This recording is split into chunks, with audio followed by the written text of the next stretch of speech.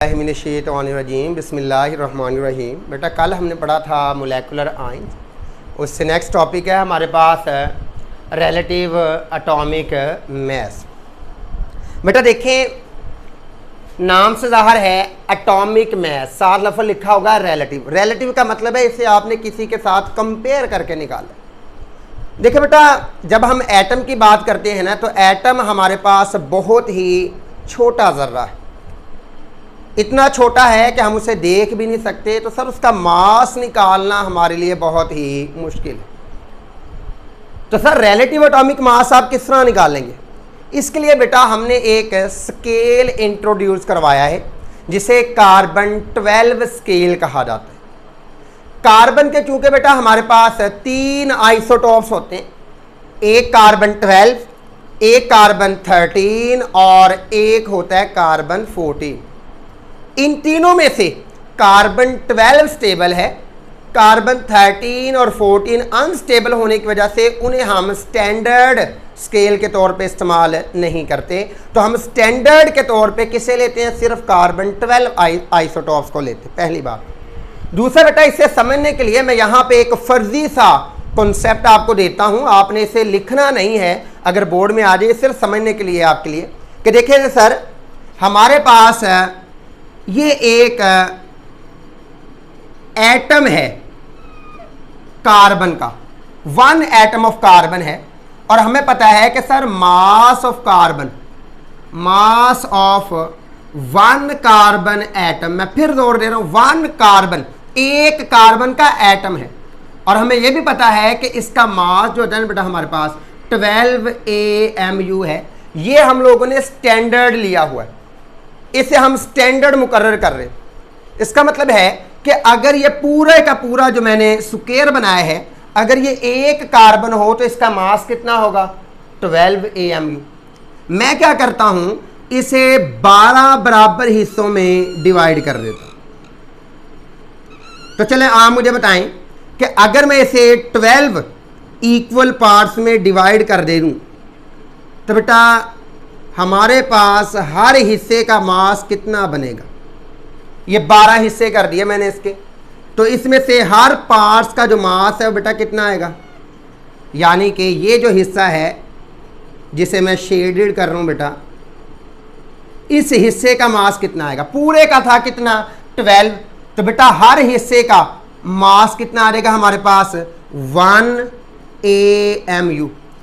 यानी कि इस 12 AMU का 1/12 पार्ट कितना बनता है बेटा? ये 1/12 पार्ट बन रहा है।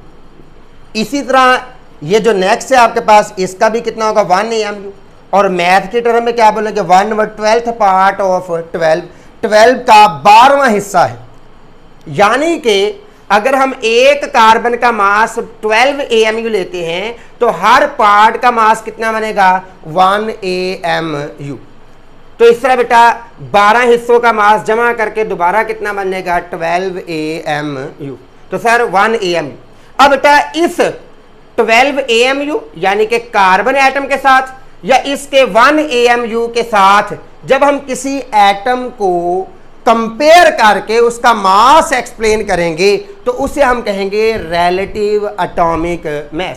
रिलेटिव का मतलब आपके पास एक एटम डिस्कवर हुआ है, आपको उसका मास नहीं पता, आप उसे किसके साथ कंपेयर करेंगे? या तो कार्बन 12 के साथ या कार्बन 12 के 1 AMU हिस्सों के साथ। और ठीक है, चलें यहाँ पे आ जाएं, यहाँ नहीं समझ आ रही तो आप यहाँ पे देखिएगा। ये मेरे पास एक फर्जी सी एक्सप्लेनेशन है कि सर देखें ये आपके पास एक मेजरिंग बैलेंस है, आपको एक एलिमेंट मिला है, आपने यहां पे रख दिया, वो मुझे नहीं पता इसका मास कितना है, तो हम क्या करेंगे? पहले यहां से एक हिस्सा उठाएंगे, यहां पे रख देंगे। अभी भी ये भारी है, मैं एक पार्ट और उठाऊंगा तो यहां पे रख देता हूं, 2 हिस्से रख दिए, अभी भी ये भारी है, मैं क्या करता हूं? एक हिस्सा और रख देता हूं, एक और रख दिया। मैंने जब 4 हिस्से रखे तो ये दोनों आपस में क्या हो गए? बराबर। अब मुझे बताएं कि इस एक हिस्से का मास कितना था? 1 AMU। तो 4 का कितना होगा 4 AMU। तो हम इस नए डिस्कवर होने वाले एलिमेंट का मास कितना लिख देंगे 4 AMU। यानी कि हम कह देंगे कि सर ये जो एलिमेंट आपने डिस्कवर किया है इसका मास 4 AMU है। और आपने इसे किसके साथ कंपेयर किया है, कार्बन 12 के 1/12 पार्ट के साथ कंपेयर किया, या फिर आपने कार्बन 12 के साथ। तो इस तरह बेटा the mass of an atom of an element, इधर देखिएगा जरा एक और चीज आपको क्लियर कर दूं, हमारे पास होता है एलिमेंट। एलिमेंट जिन चीजों से मिलकर बनता है उनको बोला जाता है एटम, और एटम एटॉमिक नंबर के लिहाज से सेम होते हैं। मसलन कार्बन है आपके पास, कार्बन एक एलिमेंट है, कार्बन एक क्या है बेटा एलिमेंट। तो आपने देखा होगा कि कार्बन के अंदर 3 किस्म के एटम होते हैं, कार्बन 12, कार्बन 13 और कार्बन 14, लेकिन इनका एटॉमिक नंबर क्या होता है सेम। पता चला कि सर एक एलिमेंट के अंदर तमाम एटम एटॉमिक नंबर के लिहाज से सेम होते हैं। तो एलिमेंट के छोटे हिस्से क्या कहलाते हैं, एटम। क्या कहलाते हैं बेटा, एटम। तो इसलिए हम लोग यहां पे भी जब डेफिनेशन करेंगे तो हम यूं करेंगे कि sir the mass of an atom of an element as compare to carbon 12, जिसे आपने किसके साथ निकाला है, कार्बन 12 के साथ कंपेयर करके निकाला है। तो डेफिनेशन क्या आ जाएगी, the relative atomic mass, the relative atomic mass is the mass of an atom of an element। तो जाहिर बात है एटम किसका है, एलिमेंट का। तो sir the relative atomic mass is the mass of an atom of an element as compare to the, किसके साथ कंपेयर किया है, as compare to the mass of carbon taken as 12, जिसे आपने कार्बन 12 का नाम दिया है, उसके मास के साथ आपने कंपेयर करके जो मास निकालना है उसे हम रिलेटिव एटॉमिक मास कहते हैं। ठीक है बेटा। तो in this scale carbon 12 is taken as standard. तो सर हम इस स्केल के मुताबिक कार्बन 12 को स्टैंडर्ड लेते हैं, और इस स्टैंडर्ड के मुताबिक हाइड्रोजन के एक एटम का मास 1.008 AMU है। तो क्या लिखेंगे, on this scale, on this scale, on this scale atomic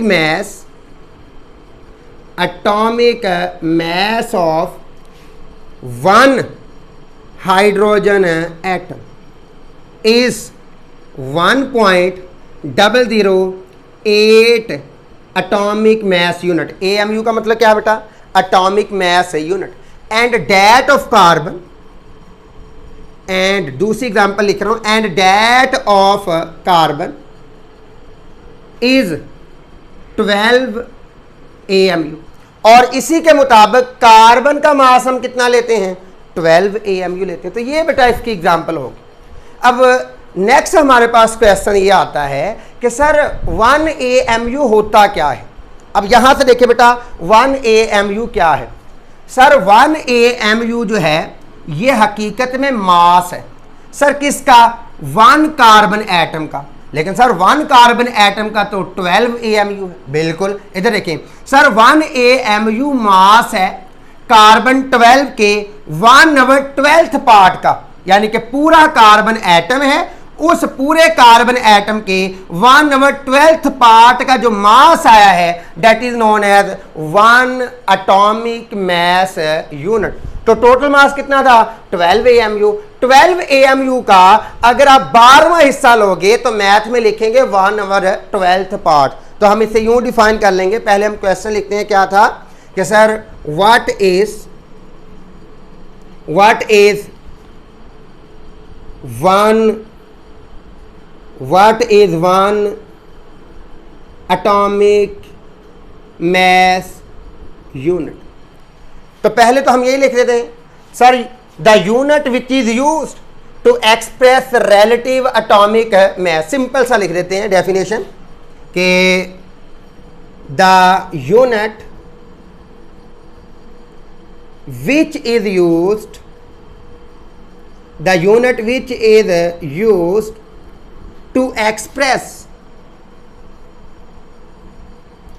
relative atomic mass is called atomic mass unit। और हम लोग बेटा जब वन एटॉमिक मास की बात करेंगे तो हम उसे यूं डिफाइन करेंगे, it is the mass of 1/12th, it is the mass of 1/12th of the mass of one carbon atom. Sir कौन सा कार्बन एटम? ये तो 3 किस्म के होते हैं। Taken as 12, one carbon atom taken as 12। तो यहां से आपकी डेफिनेशन ज्यादा बेटर है कि sir it is the mass of 1/12th of the mass of one carbon atom. Sir ये जो कार्बन एटम का मास था इसका 1/12th लिया है आपने, और वो जो जवाब आएगा वो कितना आ जाएगा 1 AMU। तो इस तरह बेटा डेफिनेशन मुकम्मल हुई। It is the mass of 1/12th of the mass of one carbon atom taken as 12 is called one atomic mass unit।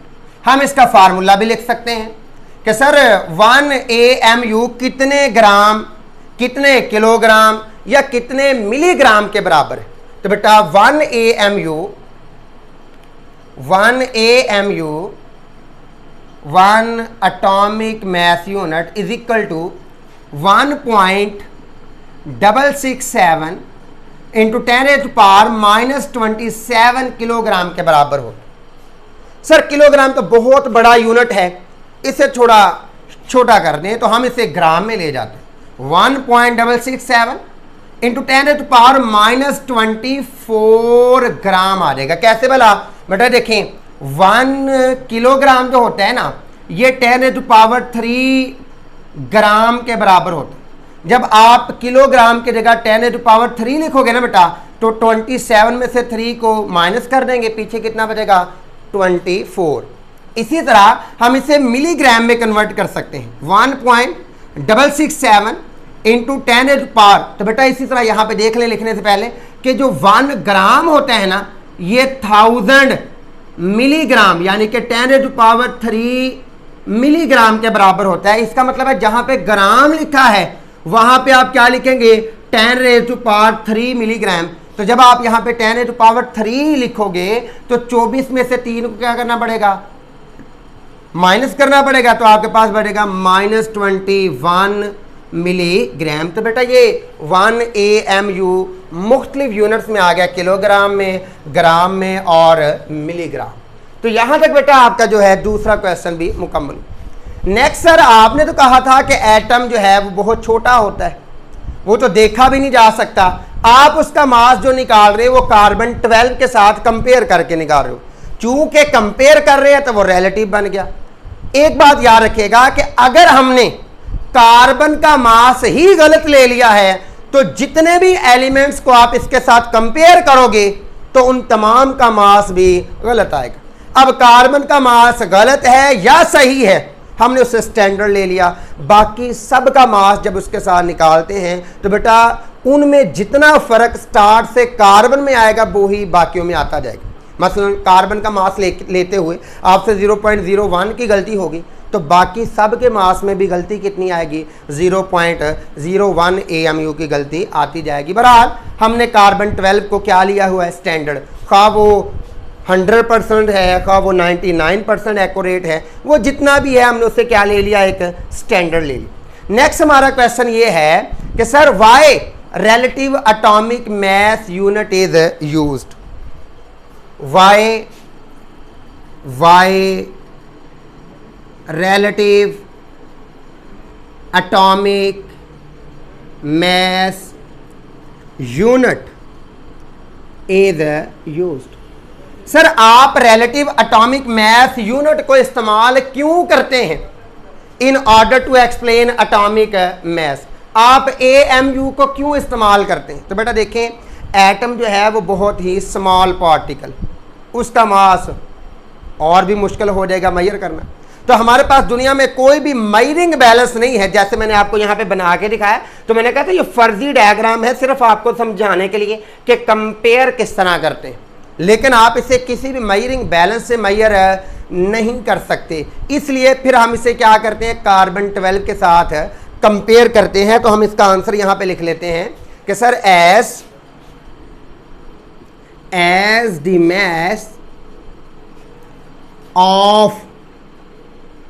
mass of an atom is very small। Sir y क्यों छोटा होता है? Due to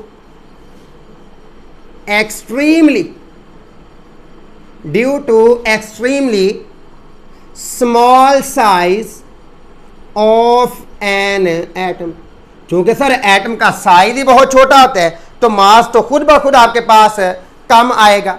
तो फिर इसके लिए कोई भी मेजरिंग बैलेंस नहीं हमें मिलेगा कि आप एक एटम के मास को मेजर कर सकते, एटम के मास को मेजर नहीं कर सकते किसी भी मेजरिंग बैलेंस से। तो लिखेंगे there is no measuring balance. Sir हमारे पास कोई भी मेजरिंग बैलेंस नहीं है, बल्कि यहां पे अगर आप यूं ऐड कर लें कि sir there is no physical measuring balance. तो फिजिकल का लफ्ज़ लगा लें, यानी कि जो आमतौर पे हम लोग घरों में इस्तेमाल करते हैं, जिसे आप देख सकते हैं। तो sir there is no physical measuring balance to measure atomic mass, atomic mass. तो सर एटॉमिक मास को मेजर करने के लिए हमारे पास कोई भी मेजरिंग बैलेंस मौजूद नहीं है। तो फिर हम क्या करते हैं, हम एटॉमिक मास यूनिट इस्तेमाल करते हैं in order to explain atomic mass. So we use, तो आंसर क्या लिखेंगे, so we use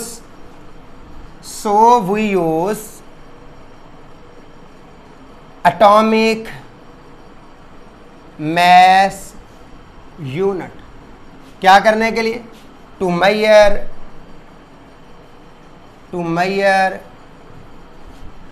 mass, to measure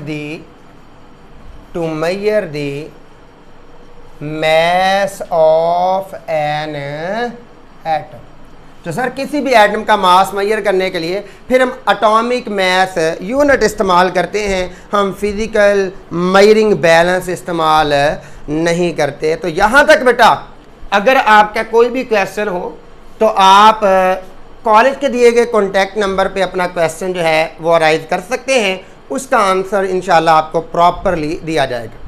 अगर बेटा हम लोग बात करें किलोग्राम, ग्राम या मिलीग्राम, तो बेटा ये लार्ज यूनिट हैं मास ऑफ एन एटम के।